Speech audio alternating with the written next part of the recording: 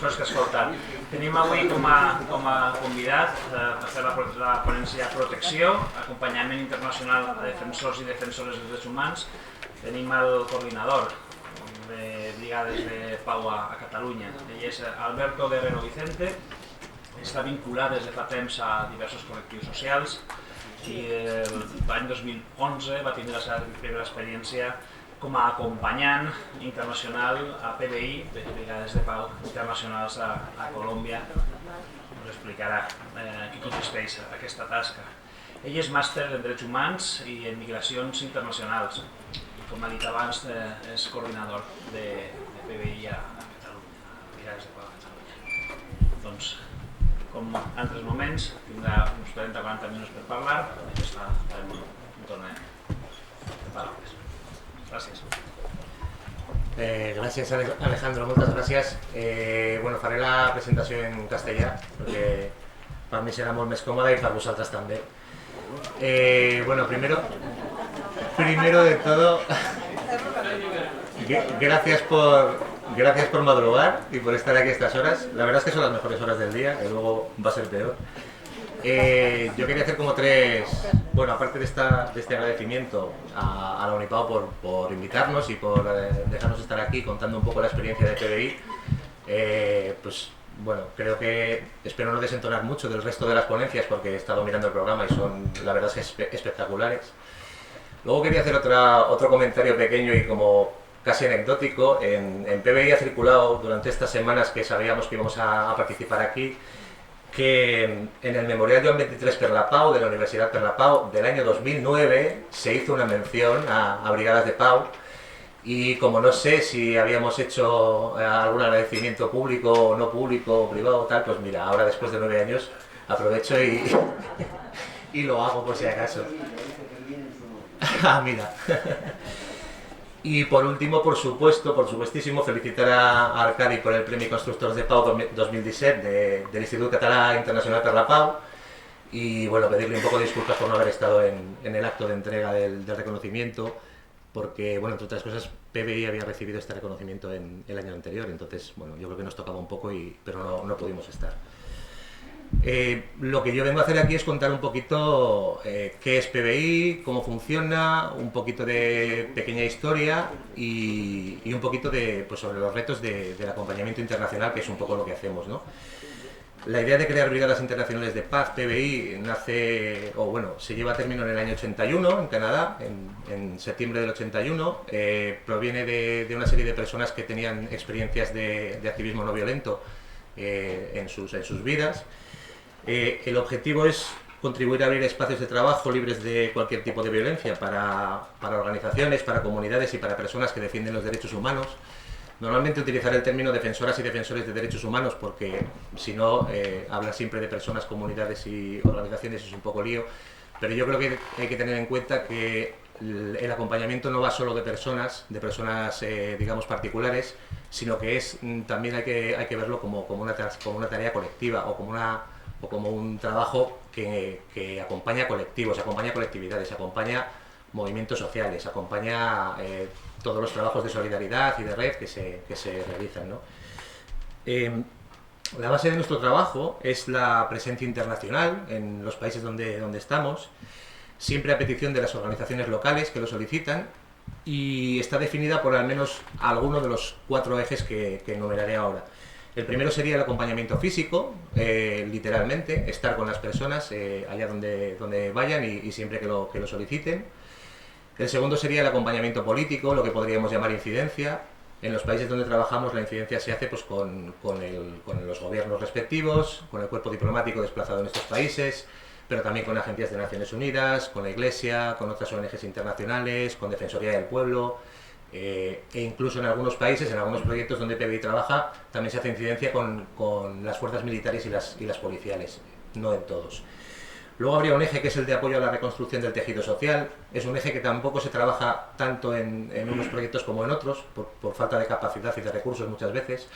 Es un eje que nos parece importante porque todas las políticas de terror que han venido envolviendo los movimientos sociales en determinados países y en determinados contextos, una de las cosas que han pretendido es romper los lazos de solidaridad, romper las confianzas, romper las complicidades Y mediante este eje, pues a través de talleres, a través de formaciones específicas y a través de espacios de cuidado, básicamente, lo que se quiere es ayudar a las organizaciones que acompañamos a que puedan volver a vincularse y volver a tejer estas redes tan importantes para sus luchas sociales. Y luego un cuarto eje de trabajo sería el eje de divulgación, de sensibilización, todo aquello que tiene que ver con publicaciones. Fuera he dejado unas publicaciones que hicimos aquí con apoyo del Ayuntamiento o de la Agencia Catalana de Cooperación, ahora no me acuerdo.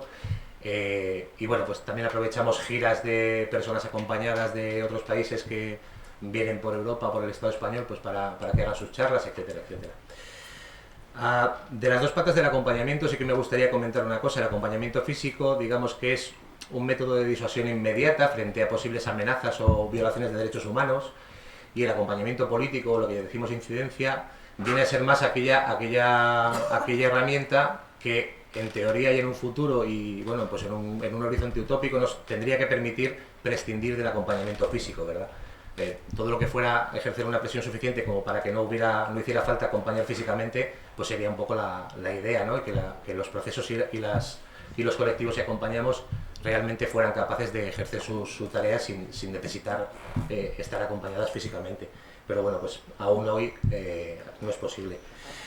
El trabajo de PBI se basa en 4 principios, aunque yo mencionaré 5, y lo haré porque hay uno que es la no injerencia, después los explico un poco, que yo creo que básicamente se puede ver como un principio de PBI, aunque negro sobre blanco en nuestros acuerdos y etcétera, realmente no lo es. Los principios, por un lado, serían la no violencia, es un principio básico, es el principio desde el que empieza todo, digamos, en Brigadas de Paz. Es un principio que tiene que ver, evidentemente, con el tipo de sociedad en la que queremos vivir, con las relaciones humanas, etcétera, pero que, bueno, en el trabajo de acompañamiento, básicamente se concreta en que no acompañamos a ninguna organización, colectivo ni persona que esté vinculada con grupos armados, que utilice métodos violentos para conseguir sus fines y, bueno, básicamente eso. Luego estaría el carácter internacional de PBI. PBI pretende o quiere representar a la comunidad internacional en aquellos países donde trabaja y para ello, aparte de este trabajo de incidencia con el cuerpo diplomático, por ejemplo, pues también intentamos que en nuestros proyectos las personas que participan sean lo más diversas posible, aunque esto hablaré en los retos que, bueno, pues lo conseguimos a medias a lo mejor. Luego está el principio del no partidismo, que es un principio que, así dicho, a veces genera un poco de controversia. Evidentemente no significa neutralidad frente a las violaciones de derechos humanos. PBI es totalmente parcial para con las personas a las que acompaña y los colectivos a los que acompaña, o sea, en sus opciones de poder defender sus métodos y sus estrategias libremente y libres de violencia. El no partidismo lo que implica dentro del acompañamiento, y lo leo porque no quiero decir una palabra maldicha, es que implica la negativa a que se subordine el acompañamiento a cualquier alineamiento político o ideológico o a que pueda ser utilizado por algún grupo armado dentro de un conflicto abierto. Bueno, esto facilita además que los gobiernos y los cuerpos diplomáticos y otras entidades con las que hacemos incidencia pues puedan, digamos, creer más en la objetividad de PBI cuando les plantea sus preocupaciones, ¿no? El último principio sería el consenso y la horizontalidad. Es un principio que tiene que ver con nuestra organización interna y con lo que nos gustaría que fuera la organización del resto de la sociedad. Utilizamos una organización horizontal y toma de decisiones por consenso en un modelo no jerárquico y dando importancia tanto a las relaciones y a los procesos como a los resultados que salen de estas relaciones, ¿no? Es un modelo, ya veis que, bueno, pues que precisamente es totalmente contrario a las jerarquías militares, por ejemplo, ¿no? La violencia y la horizontalidad, pues son precisamente como señas de identidad totalmente alejadas. Y luego este quinto principio, que no es bien un principio de PBI y que si ustedes miran, por ejemplo, en la web, pues no lo verán como tal, es la no injerencia. La no injerencia parte de, yo creo, 2 premisas básicas para nosotras.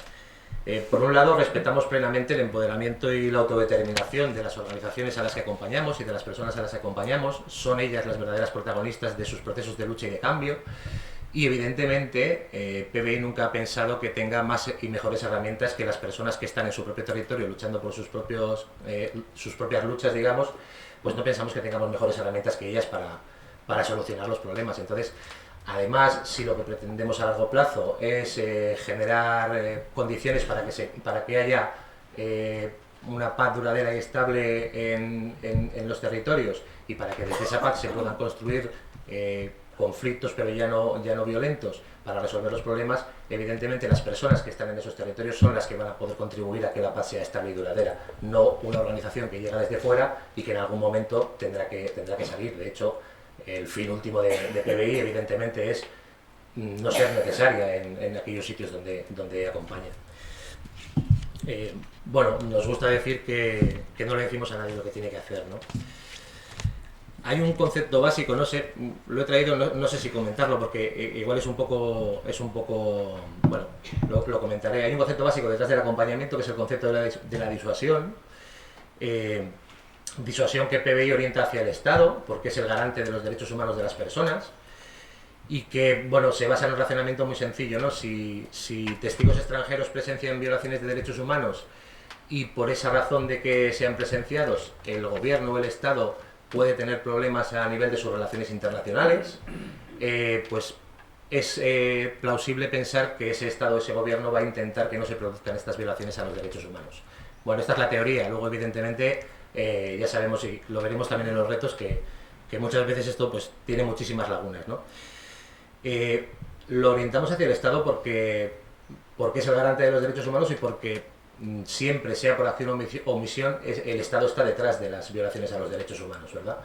Históricamente ha estado siempre mucho por acción, o por lo menos en los países donde hemos estado, y comentaremos un poquito esto, pero incluso hoy día, que podría no ser tan obvio, por omisión es evidente que también sigue estando ahí.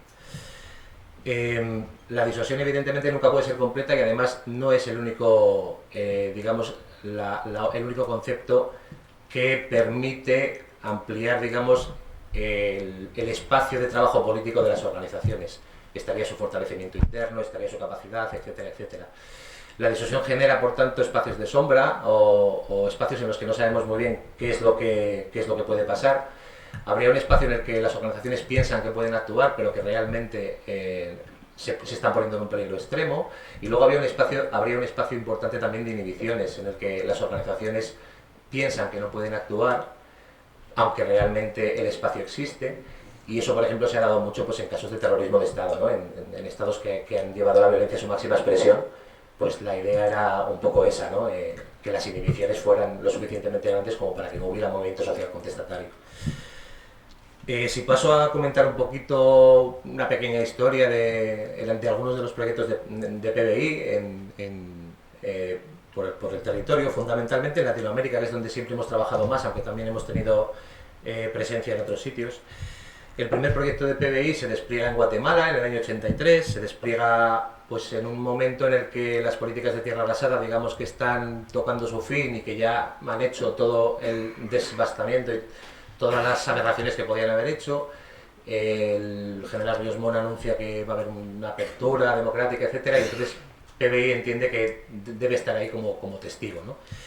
4 años después, a petición de las organizaciones salvadoreñas, PBI también despliega un equipo en El Salvador, también en medio de otro conflicto armado, ¿no? En ambos países se llega, eso, en una época de conflicto armado, se llega con gobiernos dictatoriales, o aunque fueran formalmente democráticos, pues bueno, El Salvador tiene un estado de excepción básicamente desde el 80 hasta el 90, ¿no? Y se ejerce un terrorismo de Estado en ambos países. Terrorismo de Estado que se ampara en la lucha contra los movimientos guerrilleros, contra la llegada del comunismo, etc. Y son países donde en principio hay muy pocos miramientos o muy poco respeto, o por lo menos de boquilla, hacia lo que pueda decir la comunidad internacional, sobre todo en El Salvador. Los caiviles y los escuadrones de la muerte son los responsables directos de la gran parte de las violaciones a los derechos humanos que se producen en este tiempo. Yo doy como 2 apuntes pequeñitos. La Comisión de Esclarecimiento Histórico de Guatemala cifró en tan solo el 3% de los casos de violaciones a los derechos humanos registrados aquellos que fueron cometidos por las guerrillas, lo que quiere decir que el 97% de las violaciones a los derechos humanos en el conflicto interno guatemalteco, por lo menos de los registrados, fueron llevadas a cabo por gobierno o grupos paramilitares afines.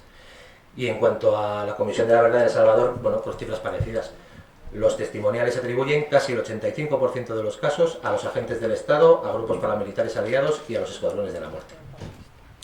Bueno, son entornos en los que el movimiento social está muy perjudicado, muy de capa caída y realmente cuando PBI llega a Guatemala el tema del acompañamiento ni siquiera lo tiene en mente. Llegan un poco como para hacer testigos internacionales, siempre en base a lo que pidan las organizaciones locales, a lo mejor hacer talleres de no violencia, y se encuentran con una organización que es el GAM, que es el Grupo de Apoyo Mutuo de Familiares de Desaparecidas en Guatemala, una organización que había sufrido asesinatos de activistas y lideresas durante bastante tiempo y que estaba en un momento pues, en que casi se estaban planteando si exiliarse, si dejar de sus actividades, etc.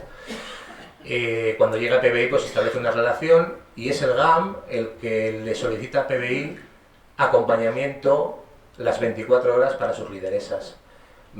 Bueno, PBI lo ve bien, acepta, está dentro de su marco de actuación, dentro de sus principios, digamos, y la verdad es que se puede decir que gracias a esto el GAM puede sobrevivir y es una de las primeras o la primera organización en Guatemala que puede salir de este terror, ¿no? de Estado. Desde que empieza el acompañamiento de PBI, ninguna lideresa más del GAM fue asesinada, ¿no?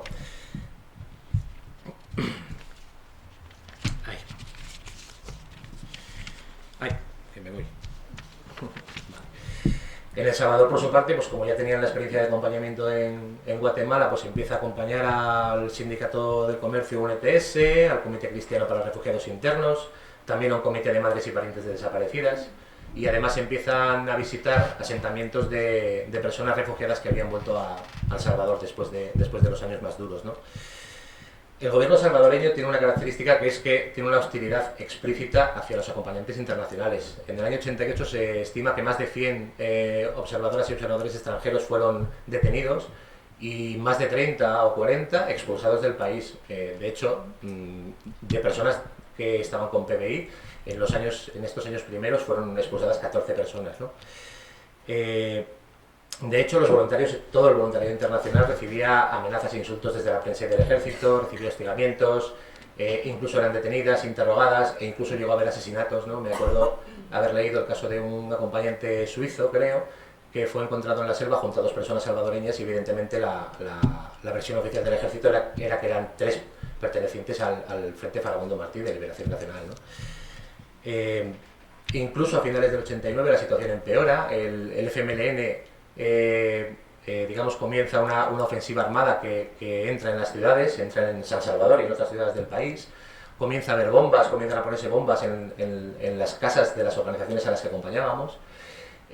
Claro, todo esto supone que PBI se haga preguntas muy fuertes respecto a su capacidad de protección y de incidencia y de generar entornos seguros, pero sin embargo, cuanto más insostenible parecía la situación, las peticiones de acompañamiento iban aumentando y más se valoraba el trabajo de las acompañantes internacionales, ¿no? Bueno, hay testimonios, por ejemplo, que decían, ¿no?, que la prueba de la eficacia está en la persecución. Un voluntario que no tiene problemas es un voluntario que no se ha enfrentado seriamente con la verdad.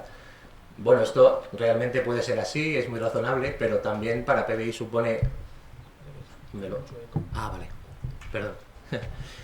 Para PBI supone una especie de contrasentido porque realmente una de las bases del acompañamiento internacional es que uno... ¿Sí?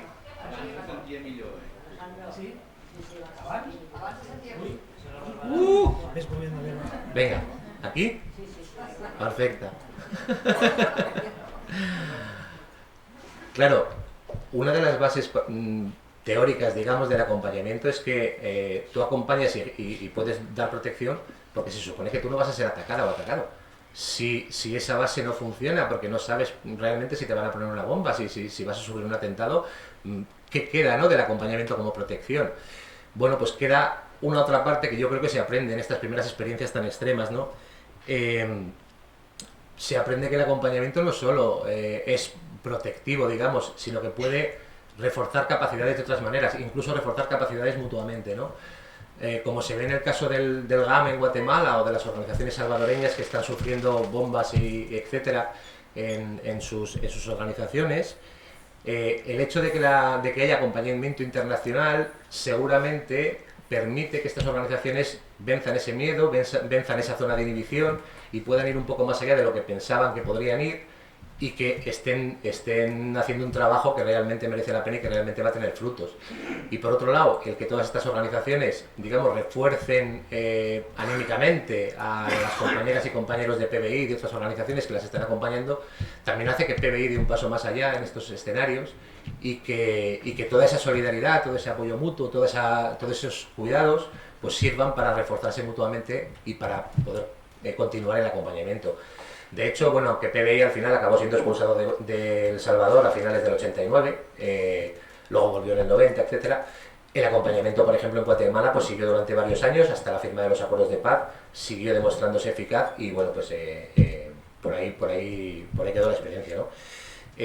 Realmente, una cosa buena también que tienen estos dos proyectos es que después de la firma de los acuerdos de paz, las organizaciones se sienten suficientemente empoderadas y suficientemente seguras como para dejar de pedir acompañamiento a PBI, y PBI acaba cerrando estos proyectos, ¿no? Acaba cerrando en el 92 el de El Salvador y en el año 99 el de Guatemala, aunque es verdad que a Guatemala volvimos en 2003 porque la situación volvió a empeorar y se volvieron a recibir peticiones de acompañamiento, ¿no?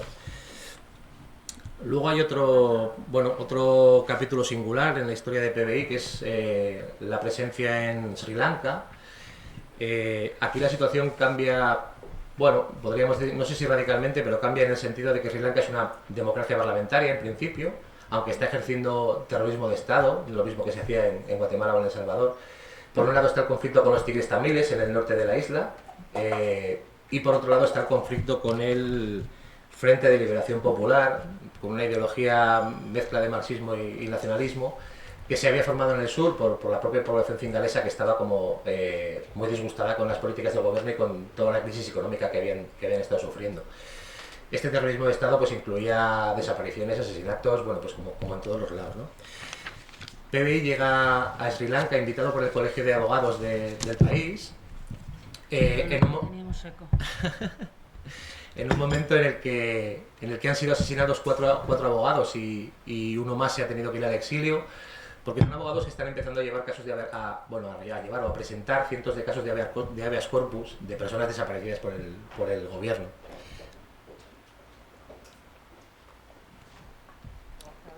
Me va estupendamente.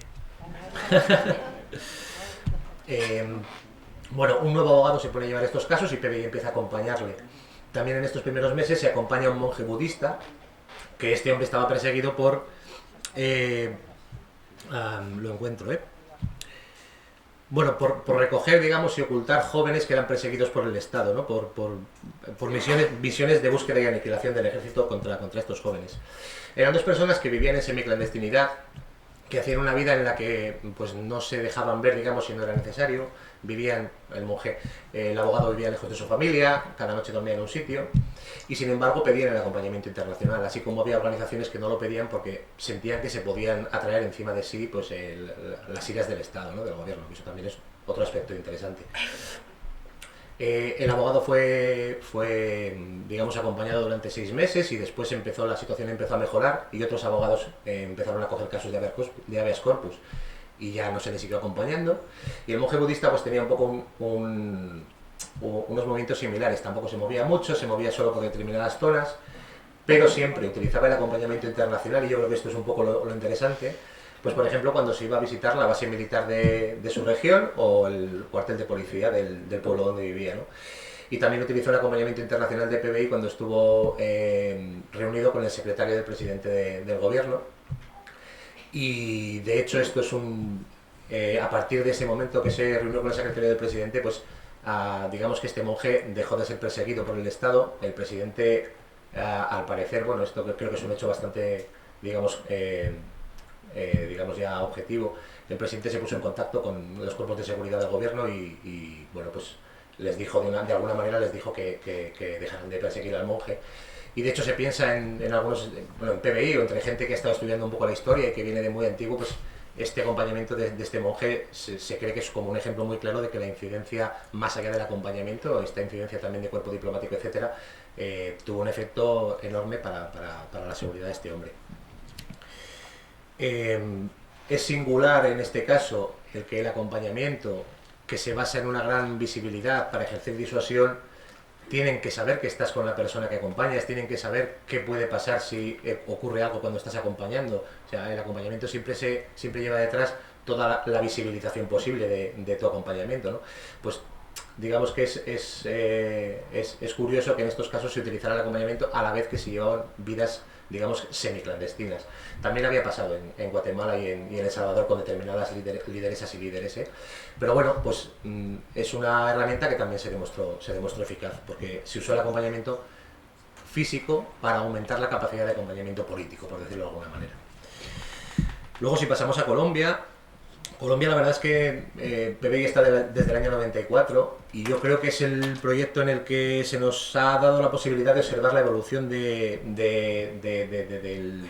llamado concepto de seguridad militar, ¿no? Que esto lo ampliaré un poquito más adelante. Al menos durante la primera década del proyecto, la violencia política que se ejercía la ejercían ejército y paramilitares en connivencia directa, como podía ser casos de Guatemala o de El Salvador en años anteriores. También había evidentemente una guerra contra las guerrillas que se utilizaba en muchos casos como coartada para atacar el movimiento social. Pero la diferencia, y lo que Colombia tiene más que ver con Sri Lanka, es que es una de las democracias más estables de toda Latinoamérica, con apenas un pequeño periodo a mitad de los años 50 de dictadura, que de hecho fue una dictadura pactada por los partidos, ¿no? Además, el gobierno de Colombia era receptivo a la presencia de PBI. Tener un estatus legal en el país, digamos que costó unos pocos meses, cuando en Guatemala o en El Salvador fue un trabajo horrible y de mucho esfuerzo. Así que PBI, digamos que empezó a intentar fortalecer una red de solidaridad a nivel internacional, que era algo que sí que había encontrado muy fuerte en Centroamérica, pero que con Colombia, digamos que estaba todavía de manera incipiente. Gracias a esta red internacional y debido a las oleadas de violencia que llegaron a finales de los 90 y principios del siglo XXI, el proyecto se convierte en el más grande, hasta hoy es el más grande de PBI. Llegó a haber hasta cerca de 40 personas voluntarias acompañando organizaciones y colectivos de allá.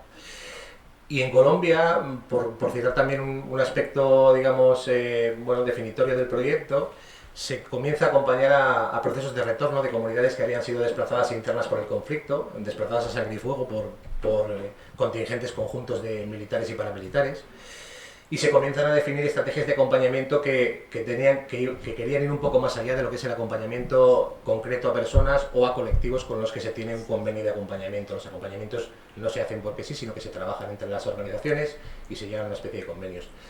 Gracias a estos acompañamientos, que en algunos momentos llamamos paraguas, se puede, a través de las personas concretas a las que acompañas o de unas organizaciones que acompañas, acompañar a la vez a comunidades enteras, incluso comunidades que están, digamos, distribuidas en diversos espacios geográficos.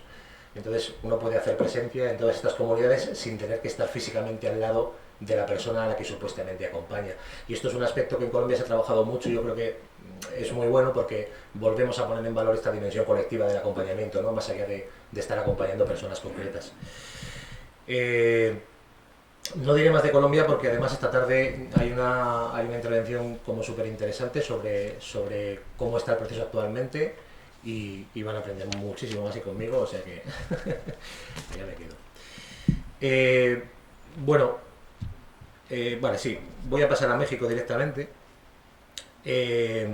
México, digamos que puede compartir hoy día dinámicas de la Colombia de los últimos años, aunque con unos niveles de violencia que exceden con mucho los niveles de violencia que últimamente se han visto en Latinoamérica y que solo son comparables con los niveles de violencia de las guerras, de los conflictos armados abiertos que hay hoy día en el mundo.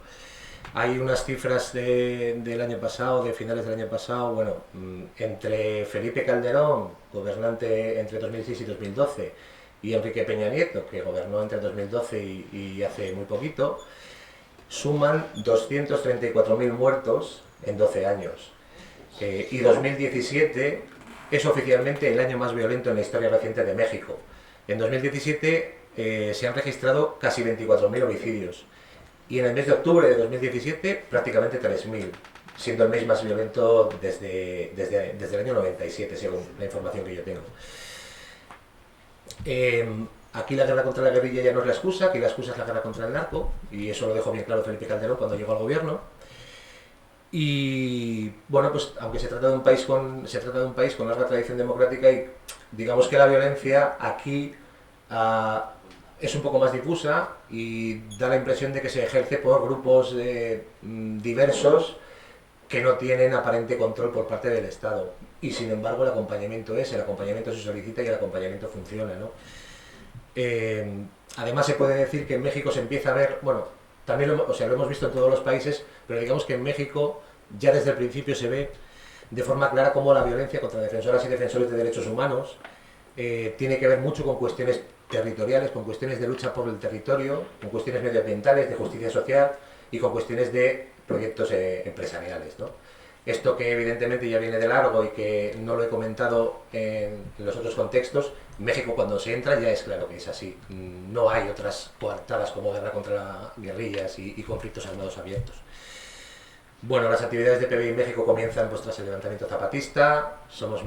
Formamos parte de una coalición que es el Servicio Internacional para la Paz, que está en Chiapas desde el año 96. En 2001 se instala un equipo de PBI en Guerrero, que es el estado o uno de los estados más empobrecidos del país y uno de los más violentados por todo tipo de grupos armados. En 2006 se produce un conflicto brutal entre gran parte del movimiento social en Oaxaca y el gobierno. Hay una ruptura terrible entre la sociedad civil y las instituciones. Y PBI, pues, que ya había estado, digamos, haciendo visitas y acompañando puntualmente en Oaxaca, abre el proyecto en la ciudad, de hecho en 2008. Y luego PBI, digamos que diseña una estrategia regional en México. Esta sería un poco la parte como concreta, ¿no? Sigue habiendo peticiones de acompañamiento, las peticiones son por todo el país y PBI decide que tiene que abrir una oficina regional en el norte del país para cubrir los estados de Coahuila y Chihuahua, de aquella manera porque son dos estados enormes. Y esto implica que el proyecto de PBI México no está tanto allá donde está acompañando físicamente a gente, sino que está un poco ubicado en aquellas regiones donde piensa que puede ser interesante estar y hacer un poco veeduría de derechos humanos, por decirlo así. Y luego los equipos de Guerrero y de Oaxaca se concentran en Oaxaca y se genera aquí un nodo regional sur, digamos, que cubre un poquito pues, la zona de Oaxaca y de Guerrero. Bueno, no voy a comentar más porque quería dejar un poquito de tiempo para hablar de los retos y creo que ya estoy ahí como en media horita. Una primera cuestión que sobrevuela todo el relato que he ido haciendo hasta ahora tiene que ver con posibles estrategias de acompañamiento cuando las amenazas no provienen del gobierno, del Estado, de grupos controlados por el Estado, cuando la disuasión no tiene que ser o no puede ser hacia un Estado como garante de los derechos humanos. Yo creo que hay ocasiones en la historia para pensar que se podría haber ejercido algún tipo de presión contra grupos rebeldes. Quien piensa que la guerrilla de las FARC no quería mantener una buena imagen internacional o que los tigres tamiles tampoco lo hacían, ¿no? Lo que pasa es que la disuasión tiene que tener como un objetivo claro, que es el de que se acabe generando un clima de paz y de seguridad.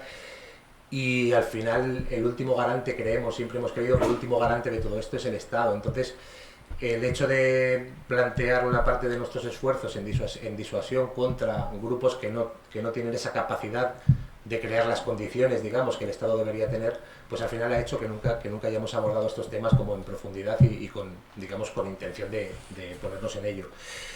Sin embargo, en los últimos tiempos hay otro actor muy importante que nos ha traído la globalización y que ya os he avanzado un poquito, que es todo aquel conglomerado de empresas multinacionales, transnacionales, etcétera, que es un actor que en principio también tampoco tiene las características del Estado, tampoco tiene esa obligación de proteger, etcétera, pero que sí que estamos viendo y estamos, digamos, en fase como muy embrionaria todavía de qué forma se puede hacer incidencia sobre pues bueno, conglomerados económicos que ni siquiera sabes dónde tienen la sede o con quién están relacionados o quién forma parte de sus accionariados, etcétera, ¿no? Es un tema que creemos que es muy importante porque ahora mismo pues están dando como, bueno, ahora comentaré un poco en cómo está la situación del mundo, acabaré con eso. Bueno, se están dando las situaciones que sabemos en muchas partes del mundo y muchas de ellas son vinculadas a estos proyectos económicos. Respecto a los patrones de criminalidad y represión, allí donde PBI está, comentaba antes que a grandes rasgos, digamos que se repiten estos cambios en estos patrones. Hace 10-15 años las acciones eran cometidas por agentes del Estado, por grupos paramilitares muy vinculados al Estado, o por los movimientos guerrilleros, aunque en mucha menor medida, porcentualmente siempre en todos los casos. Y hoy es difícil encontrar acciones directas de este tipo. Lo que más hay son acciones de estructuras paramilitares, por decirlo de alguna manera, que están articuladas, bien en grupos de narcotraficantes, bien en grupos de seguridad privada, que trabajan para empresas, grupos legales a veces, ilegales a veces. También son estructuras que, bueno, hace años, no sé, Doris igual esta tarde lo puede comentar, claro, hoy día también se ven algunos, pero hace años el accionar, digamos, paramilitar y militar en las zonas rurales, por ejemplo, era ver una columna de 100 personas vestidas de militares con sus señales de identidad, con sus armas largas, patrullando las zonas y controlando absolutamente de esa manera.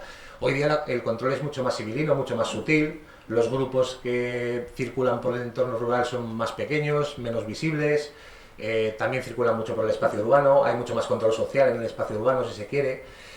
Y también digamos que las violaciones a derechos humanos, como los asesinatos por ejemplo, pues se cometen de formas menos directas, cuando antes probablemente, o por lo menos en temporadas concretas, las masacres eran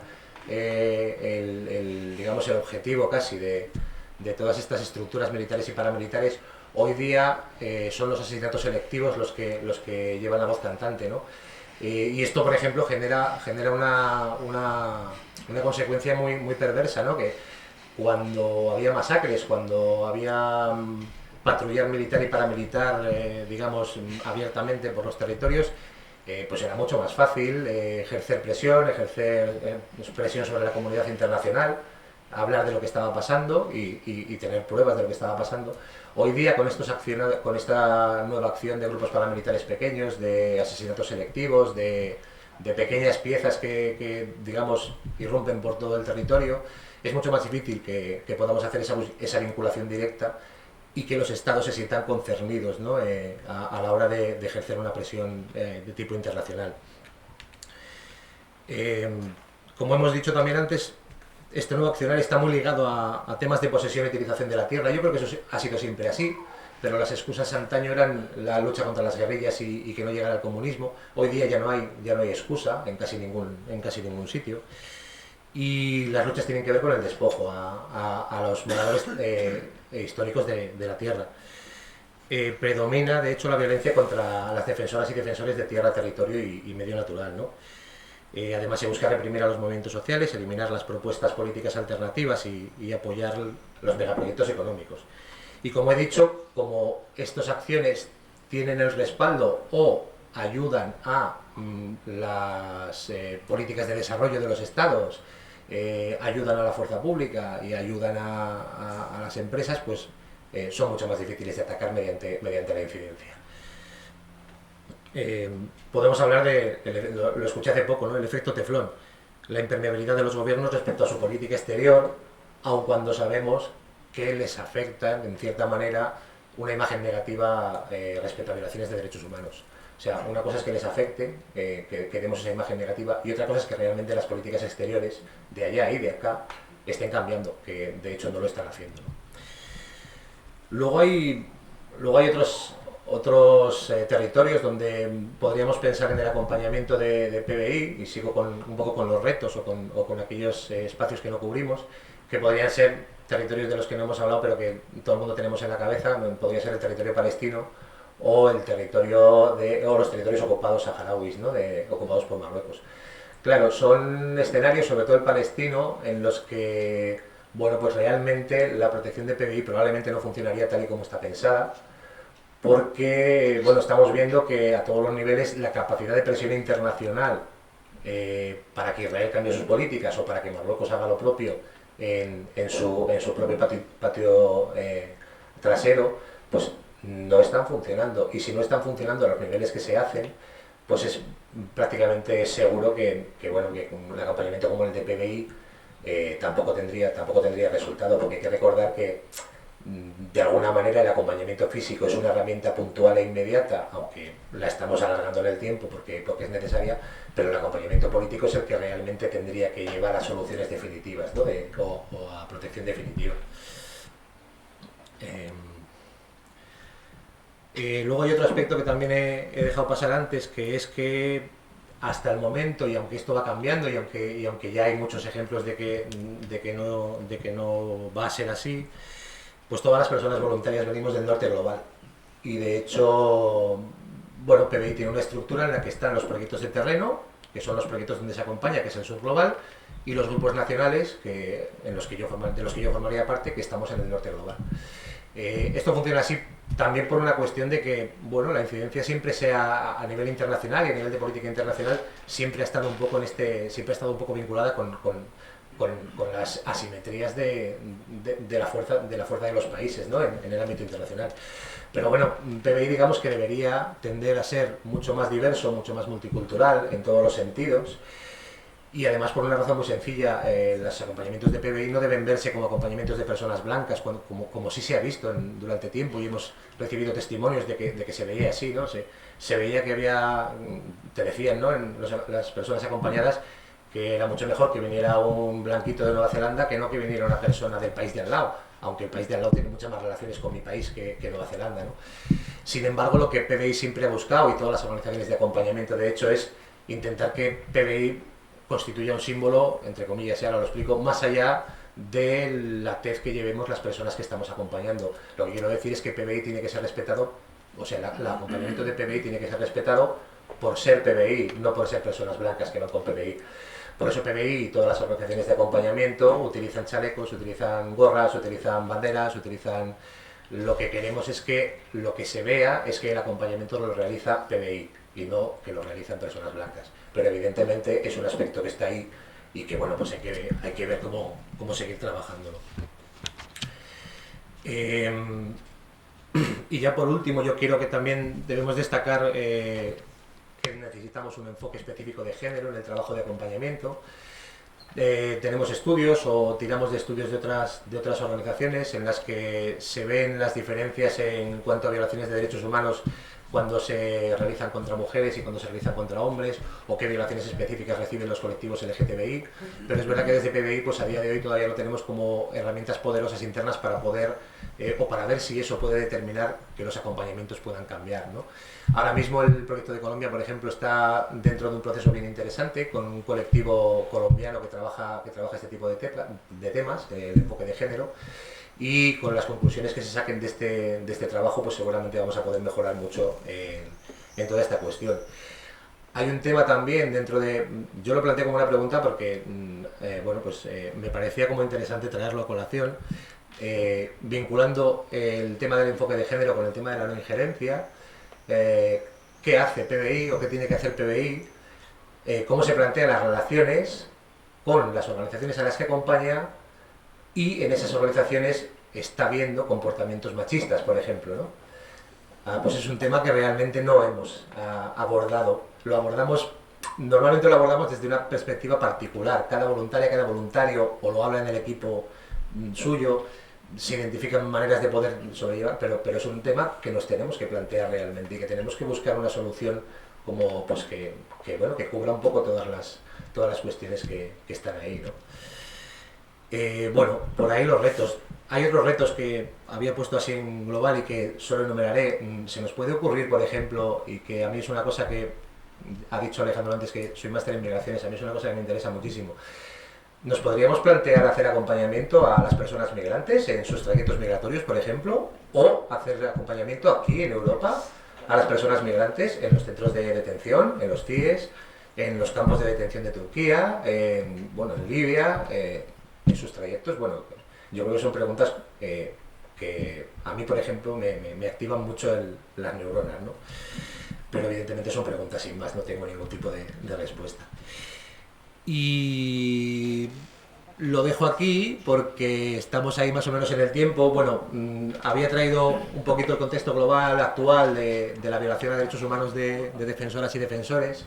Es un contexto marcado por la criminalización, marcado por el aumento de asesinatos en los últimos años, un contexto en el que parece que estamos volviendo a olas represivas mucho más amplias de las que se han vivido en años recientes, y sobre todo un contexto de fuerte criminalización a través de leyes antiterroristas, a través de estados de excepción, a través de acusaciones falsas, etcétera, etcétera. Se está intentando que el movimiento social no avance, y eso también lo traigo acá y no solo lo dejo en Sur Global, digamos.